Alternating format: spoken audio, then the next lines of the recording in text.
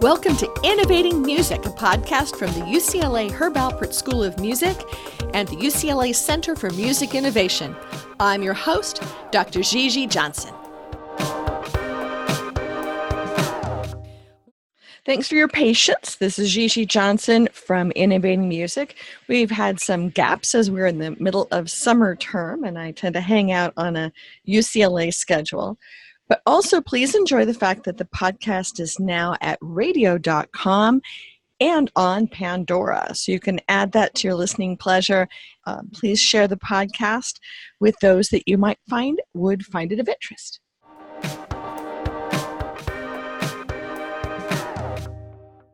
Storm Gloor and I have been talking about him joining the podcast for some time. We first met when he was the chief wrangler, or I should say the president of MEIEA, bringing together all sorts of wonderful faculty, teachers, researchers, looking at what's happening in the music industry.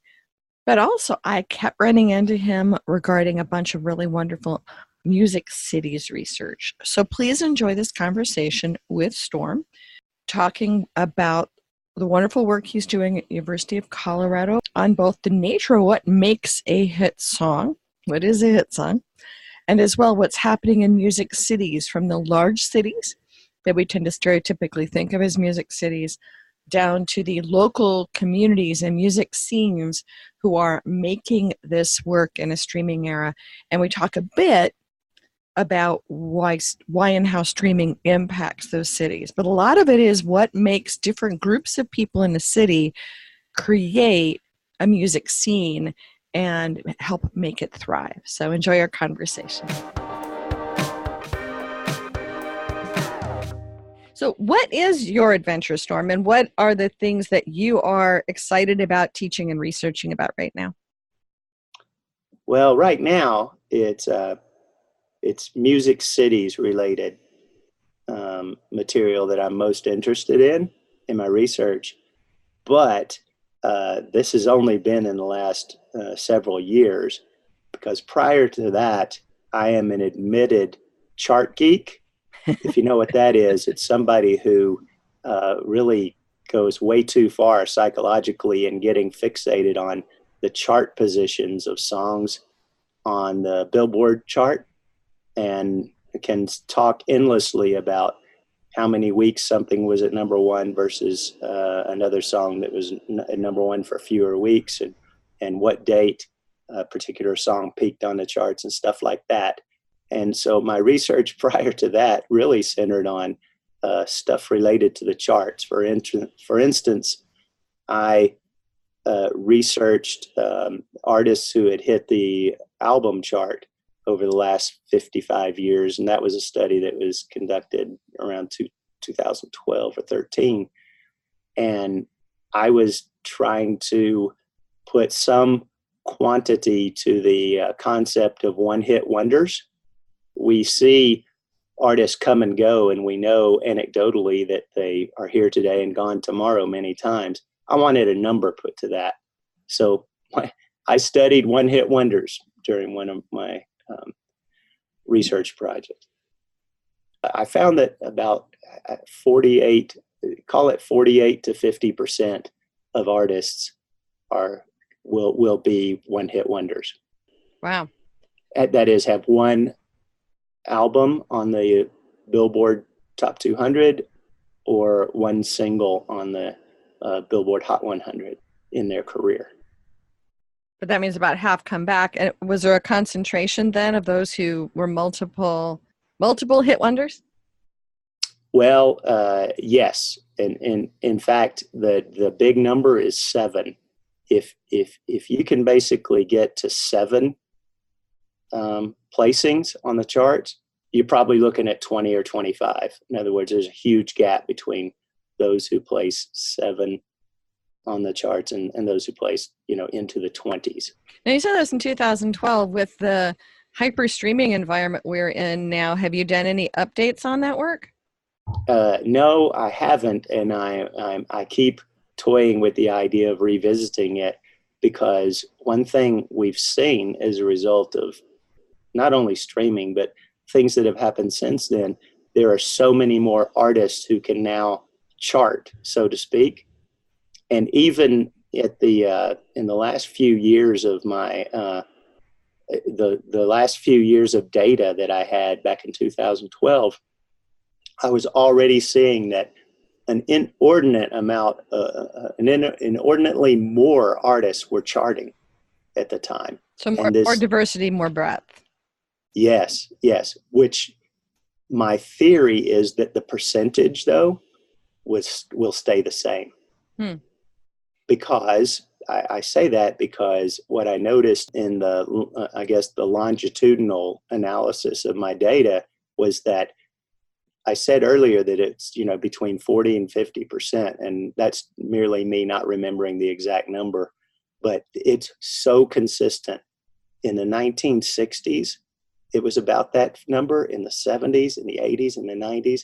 My theory is that it's always going to be about 50%. But that's why we do research, to test those theories, and that's my next. So how did you get into this walk of life? Have you always been an academic and researcher and teacher, or is there some other itch that was scratched before that? It was scratched when I was 8 years old, and I was in a record store, probably the second or third time I had been in a record store. I was curious why the album that I really liked wasn't selling so well and wasn't, doing so well, but yet this other album was selling well. So I started walking around record stores trying to see, what's popular and what's not and why. In my early teens, I subscribed to Billboard magazine and would study those charts, and I'd listen to Casey Kasem's American Top 40 countdowns pretty consistently, and I'd start trying to predict how songs would do on the charts. Ultimately, that led me to a career in the music retail industry, where I was actually paid to be good at predicting how songs and artists would perform.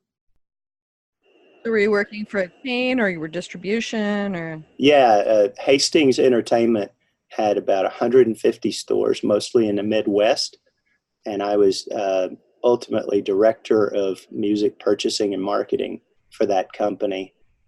And I'd worked closely with the record labels, and that gave me a lot of insight into what part of that determination of success was either developed by record labels or engineered by them, if you know what I mean, through marketing. So I was, in a sense, a kid in a candy store. I can say now that I can't believe they paid me to do that. That interest allowed me to meet a lot of people in the industry, of course, and learn a lot that beyond just the charts and beyond the marketing side. At one point, I was invited to speak at a university that had a music business program. And before that, I had no idea that this kind of stuff was taught in academia. By my nature, I love to train and teach. And so I felt really comfortable when I got up in front of that student group at the university. And it was the light bulb that went off in my head, that education and academia could allow me to combine my passion for teaching and helping others learn with, something I was really at heart a geek about. So then how did you get formally geeked up as an academic? Well, it was a series of great coincidences. One of them being that I just happened to pick up a Billboard magazine that had an ad for an opening at the University of Colorado, Denver, one day. And I thought, you know what, that's exactly one of the schools that I would love to teach at. I had targeted about 5 schools after I decided to make this career change pursuit, I'll call it. Fortunately, everything worked out to where I could assume a tenure track position at CU Denver. What is it that is going on Music Cities, and why are you intrigued by this area? Well, I think I became intrigued actually when I saw what was happening in Denver several years ago. in that after a study was done here, we could see a lot of opportunity here, but yet we learned that Denver has a lot of great things going for it. So I became sort of interested in where we go from here. And in other words, how could a scene that's pretty good go to excellent? By doing that and involving myself in, for instance, the Denver Music Task Force and meeting with organizations like Youth on Record and Balanced Breakfast, I saw that other cities had similar initiatives. So certainly I was interested in learning what other cities were doing. Then it became sort of a quest in understanding why some cities who you wouldn't think had a thriving music scene or something interesting going on, how they were operating. For instance, El Dorado, Arkansas. I'm originally from Arkansas, and every time I'd go back to that state, I'd hear that El Dorado had some sort of music scene building. And I was like, what? And so the more I looked into what was happening there, it was sort of interesting that it's not an if you build it, they will come sort of model, but it's if you get the right pieces in place, there's at least the opportunity with the right focus by the city and by organizations who are willing to do the work in making a scene.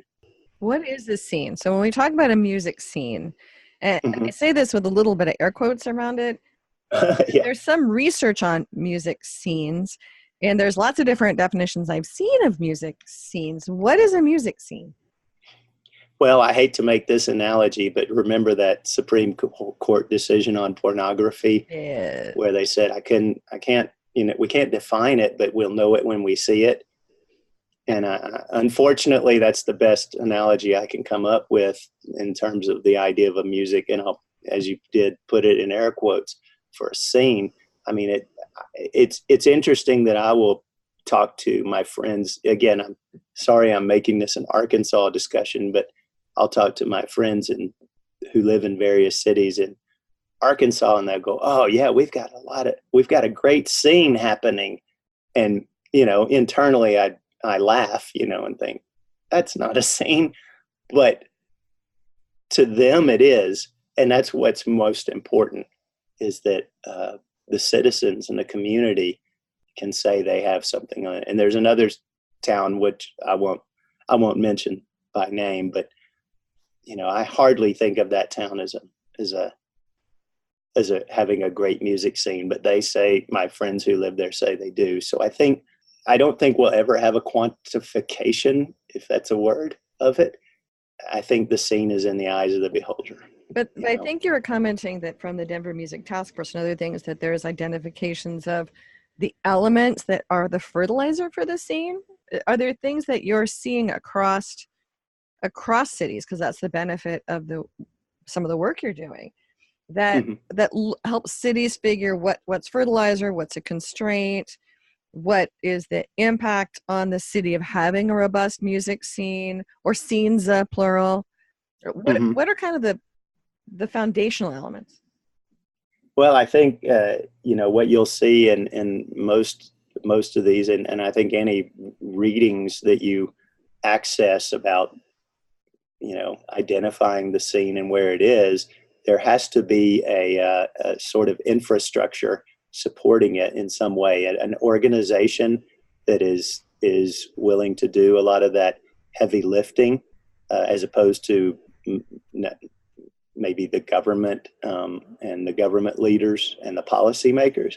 So there has to be that some community, whether it be formal or informal, who's doing the work to on the economy there. There of course has to be work is the work.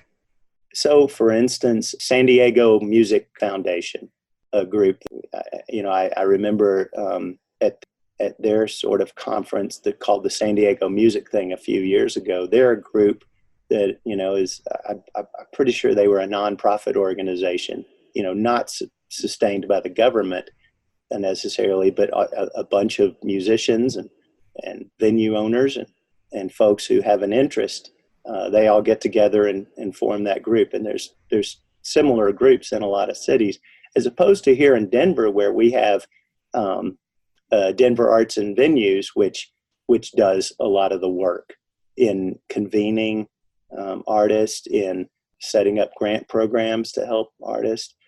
Does that address that differentiation I think you're asking about? A little bit, because to a hammer, everything's a nail. So, Yeah. so when I talk to cities or organizations, a lot of them, if they're from city government, they assume it's city government who would take on a role to help, and then it's not their job, or it depends on whose job it is. Right. In cities, out in the community, the nonprofits think it needs to be a nonprofit. And so various folks seem to have single lenses in a lot of conversations I've had informally, of thinking that it's somebody's job that looks like them but not them sometimes.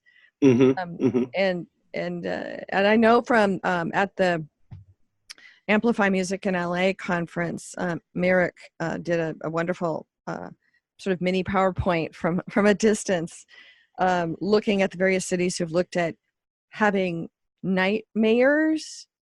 And interestingly, and people can see that video via all the stuff at musicinla.org, is that despite the fact that it's a labeled structure, those labels still are all over the place, and some of them are non-governmental agencies, nonprofits, community groups.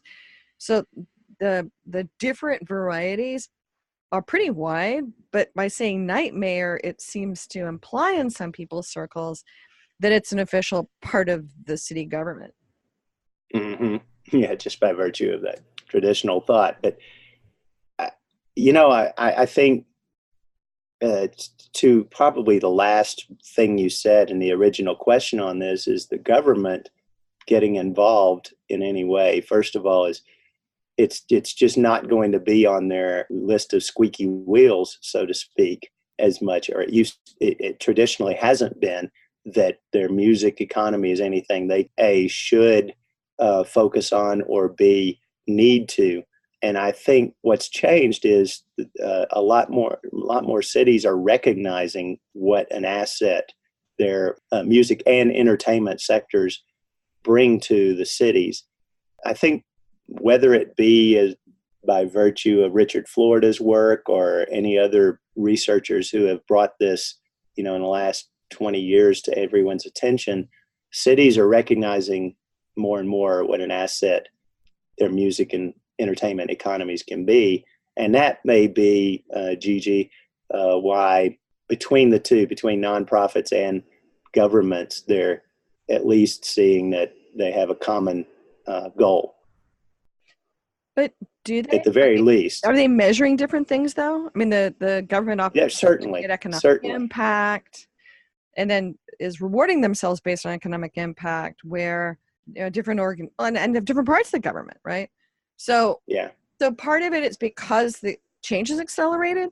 I know that Richard Florida has come back on his own work and has said that, well, I was right and I was wrong. That having creative forces is a fuel and an early indicator of the growth and robustness of the city. But now it's been painted pretty abundantly with the term gentrification.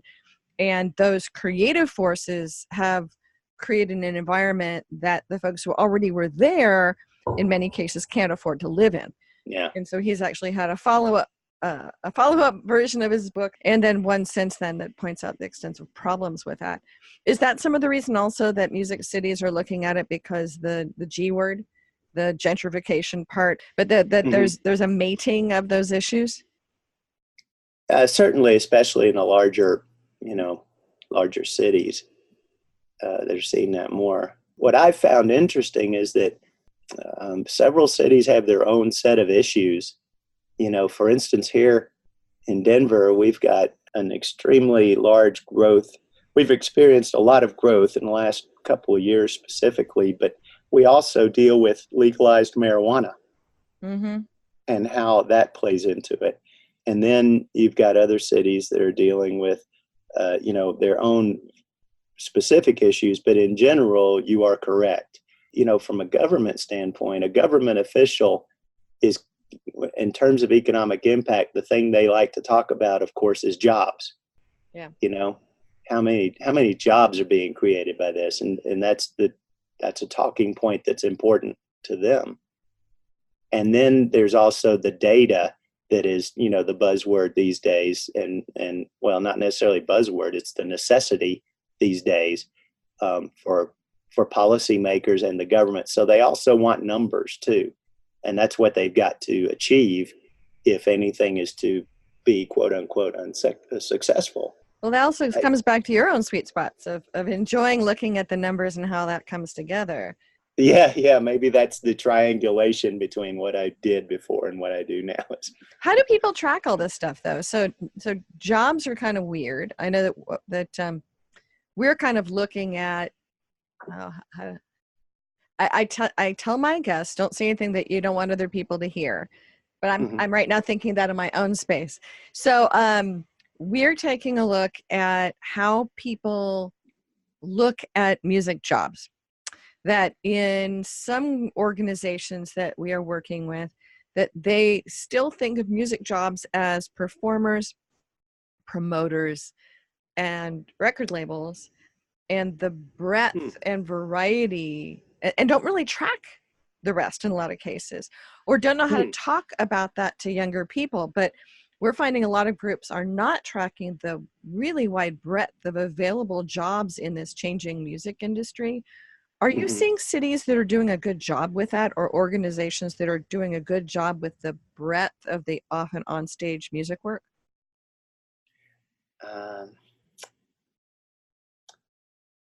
No, I am not, but it's not. It's more a fault of me not looking for it than anyone. There could be someone out there doing it, but I guess I'm gonna plead ignorance in that respect. You kind of get what you measure. Yeah. Or get what you inspire too, right? So we get in conversations a lot with people about what is the impact of job growth and what is job growth, and they're barely tracking what's happening with venues, let alone what's actually happening with the non-venue based workforce. And then trying to figure out how all those populations are being connected, rewarded, measured, and all that stuff is, I think, a structural question coming with the big changes in the sector, as that there's so many more things, including technology related jobs that are, and marketing related jobs that are out there that may not be looked at by a city, or as to its strength in communicating with its citizens what's possible with music. Yeah, I agree. What do you teach these wonderful 20-year-olds about music cities? What's pertinent to them for all this great conversation? Well, you know, like any college student these days, the first thing they want to know is, how will this help me? And the interesting thing is, I don't know that they figure that out until about halfway through the class. What we do in the class is we really use Denver as our laboratory. So we talk on one track in the class. They're learning about, you know, the rest of the world, the macro view of how music cities operate, how everything from how are they defined as a music city to how they can sustain a music economy, you know, cities everywhere. But we use Denver again as our laboratory by talking about the issues that we are addressing here, and particularly the various people who are affecting the changes here in the music economy. So we visit with these people personally. They come to our classes and we talk about what they do, what their role is, how they see it, how they see the music economy here. And when I say Denver, I should be saying Colorado, because we bring in folks from all over the area.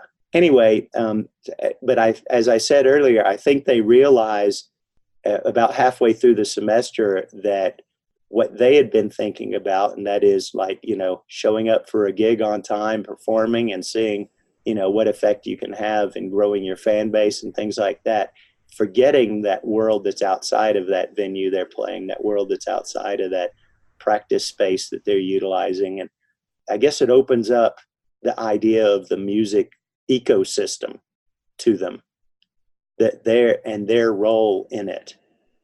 And then by the end of the semester, I really think that they're starting to, they start to realize how they can not only be a part of that ecosystem, but also have a responsibility to act in behalf of that ecosystem. In other words, involve themselves more than just making their money and their record sales goals and working with their manager and their booking agent, but more of how do I help other artists at the same time, or how do I help this city open more venues and develop more practice spaces and give people like me an opportunity to have affordable housing. Does that make sense? Yeah. So they see that their role is bigger than just what they do on a Friday night. And those are things that seem to come up in a lot of the Music Cities conversations, that it's not just having a good economic incentive program or doing things like the film business has, and a lot of cities are doing tax breaks, but it's realizing some of the issues really are affordable housing, what is practice space, what's the economics of practice space, and also what's the economics of sort of community-based support, what happens with education, what happens with ongoing health services, and then what happens between is a lot of the conversations. Are any cities doing this really well? Yeah, they probably are. I mean, I see best practices here and there, and it's a lot of little things. Is there one city that's checking off every box? Not that I can think of, but that's part of the beauty of it, because as soon as they finish that list, we would give them another one, right? Yep. So I can't think of one city that has nailed it. I think a lot of people would point at Nashville and say, that they have certainly achieved a lot by the initiatives that they've undertaken throughout, the last probably 30, 40 years. So I would say that one, thing I would say, that we know to be true is that it takes a long time and it takes constant review of where you are. So I don't know that anyone will ever nail it, 100%, but the cities that can constantly look at where they are and where the opportunities are and address them efficiently and have an infrastructure that can address them efficiently, I think they're going to be closer to that. Again, there's just some great things that cities are doing all over the world. So I have a question or two to kind of wrap us up. One is my lens on this, which tends to come back to, so if I can stream anything, almost anything, how does streaming impact the live music scenes, and how do you look at that from your research and teaching? Wow, that's an interesting question. The impact, you mean to local economies of streaming? Is that what you're? It could be. What we're seeing is lots of different things, and we're still asking this question a lot. And that's actually what drew me into the conversation myself, is I was taking a look at, okay, so as an artist, right? I'm hoping, some of the trite things said are, well, I'll make up my streaming revenue or my recorded music revenue, which is getting to be incredibly long tail, but I'll make it up in live performance. Well, how do you get a streaming audience to show up at a concert? What's the secret sauce to that is how some of my teaching actually, and some of the work we actually do with artists and with venues in the Center for Music Innovation. But on the bigger picture, though, is what are the big trends? Is it that, we're finding some of the research, and again, this is early stage in a lot of this, is that your rabid fans still are rabid fans. Your stereotypical super fans are still attending, coming, and drinking deeply from the well. But what happens in kind of the next quartile? Are those folks passively streaming as their consumption of music?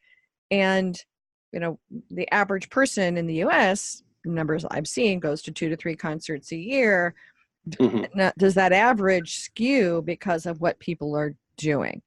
And I don't know what you're seeing in that, because I do think that we've got some cities that are having really different things happening, and you'd think streaming wouldn't be affecting cities differently.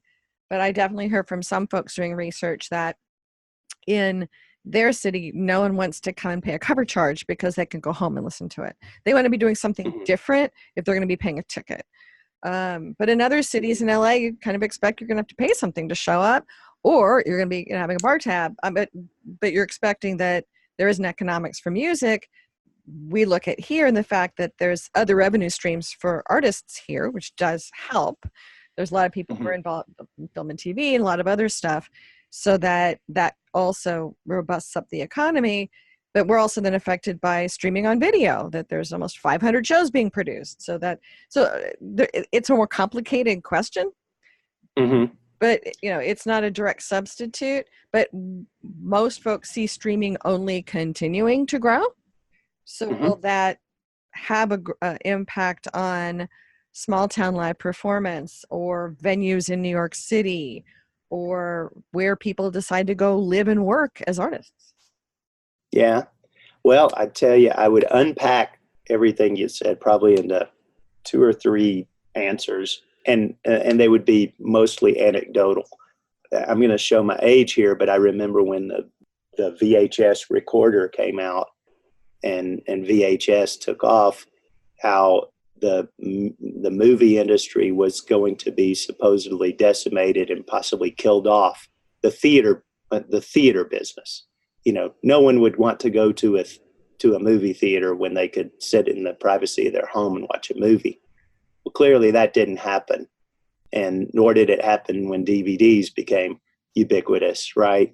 I think that, there are 2 different experiences, and most recently, Coachella, several years ago started broadcasting over YouTube or various video outlets their festival, right? And Coachella since then continues to sell out even before the lineup's announced, right? I think to any city who's thinking streaming's going to, affect their live music industry, and it's not necessarily the city's responsibility, but the experience has to become, for concert goers, has to transform if you're going to compete with streaming, if you even want to call it competition. One genre that has this right now is EDM. Again, maybe I'm showing my age here, but I would wager that a good majority of people who go to an EDM concert are not there to hear a specific song or to hear a particular mix. They're there for the experience. They are also there to tell other people they're there. In their mind, it's a post on social media and Instagram of them being there. As is Coachella for a lot of people. Yeah. It's at the end of the day, I always have joked that I'd love to survey people coming from an EDM show and ask them to tell me one song that was played there, just a couple of titles, and I doubt many people could do it. They're not bad people. That's just not why they were there, So there's similar research on dry streaming that people are also not hearing or noticing the stuff that they've been sitting and streaming for hours. That it's not necessarily sticking out as remembering. They might remember the artist, though. I would say at like Coachella at EDM or at an EDM event, you've got more happening with the DJ. It's an interesting time. It's an interesting time also is that there's a lot of new local businesses and other businesses that are all around this stuff. What's your exciting work of the future? What are you heading toward? I am convinced there's still more to do with the Music Cities thing, but I'd like to get back to my, the biggest reason why I got into this stuff is just I'm still fascinated by what happens in terms of popularity of particular artists and particular songs, and the transformation, of all of that through the years. I've even done research into song lyrics, and it's as yet unpublished, but it's sort of sitting there waiting to be finished on how pop songs have changed as a result of mechanisms in the music business. For instance, and not to digress, but we're seeing it lately in songs like Old Town Road that are shorter, much shorter. You and I know, and most people probably know, that's a result of streaming and the business we're in. That song is shorter because that's the music consumer these days in a streaming environment. Whereas, the average song was, closer to 3.5 to 4 minutes in the 90s as a result of radio programmers and program directors wanting to use the first part of a song to do a mini commercial and talk into the song. And then prior to that, it was almost a sin to have a song longer than 3 minutes. So, and some of that also coming from the 45. The size of the 45 also limited what you're able to do. Right. And there are so many of these things. And so that's a project that I would like to reopen at some point too. So I still have a pull to my geekdom happening, but for now I'm very interested in, frankly, getting more and more people to recognize the importance as part of their curriculum to letting students in music business programs know about this Music City stuff. I just termed out as president of the Music and Entertainment Industry Educators Association. I am still very much interested in how we better prepare students who are interested in this business to be successful in it. So that's still a passion project as well. And this Music Cities thing is just a subcategory of that. For instance, I'm also interested in how we, keep students in our programs and attract more. And when I say programs, I mean not just my own, but, throughout the U.S., because I think the future of the music business, of course, relies on great people being put into positions in it. And I think that's our mission as music business educators. So that's going to occupy a lot of my time too. Excellent. So if someone wants to, if anybody wants to find your work or work specifically on Music Cities, where would you send them? I would say just Google me. With a name like Storm Gloor, you're probably not going to find the wrong one. Okay. The wrong person. And Music City stuff overall, other than Googling Music Cities, any good centralized space to find for people to read up? Same thing. I would just do a search, and I'm hesitant to identify any one place as so it might be understood that I favor them over one or the other. And so I'm Switzerland in that respect. So especially coming from being an academic, I want to remain Switzerland. So I would just always say just look around, because there's lots of resources out there. So we do have on the musicinla.org site a spreadsheet of all the stuff we could find, but not with the smaller cities. So that's a piece of the puzzle that would be interesting to add to a broader conversation. Any last things that you want to share before we wrap up today? None.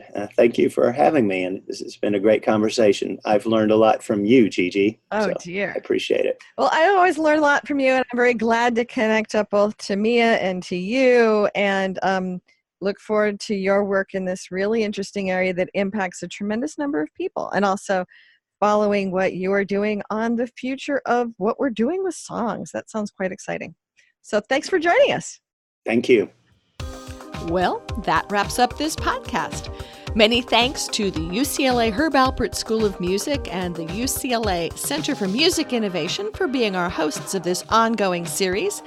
You can subscribe to us in all the usual places, or you can come find us at innovation.schoolofmusic.ucla.edu. Join us again to follow the other adventures that we will be tracking down in innovating music. Thanks again.